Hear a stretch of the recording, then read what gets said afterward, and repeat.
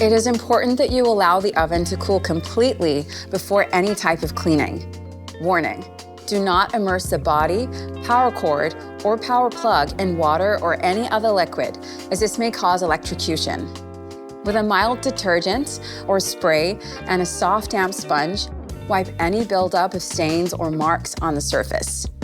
Be sure to apply the cleaning agent to the sponge and not directly onto the surface. Next, take a glass cleaning agent or other mild detergent and with a soft, damp sponge or soft plastic, not metal, scouring pad to work the residue off the glass door. Be mindful that using an abrasive cleaner or metal scouring pad will scratch the oven surface. Now this is finished, let's look at cleaning the active deck, also known as your pizza stone. To protect the pizza stone, we suggest wiping the surface with a soft, damp sponge after each use. As you take the pizza stone out of the oven for cleaning, it's important to be extremely careful. Use a firm sponge with warm, soapy water to clean the top surface of the pizza stone. Be sure to rinse and dry it thoroughly before using it to cook your next pizza. It's also best if the pizza stone is hand-washed and not put in the dishwasher. After cleaning, always place the pizza stone back in the oven before turning it on.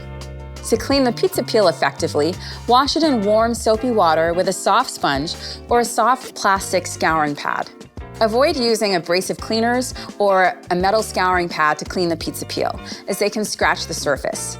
Rinse it off and allow it to dry. Now, even though hand washing is easy to do, if you want to put it in the dishwasher, you can.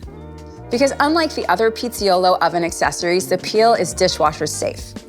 And finally, to cleaning the pizza pan. It's important to remember that you cannot put the pizza pan in the dishwasher.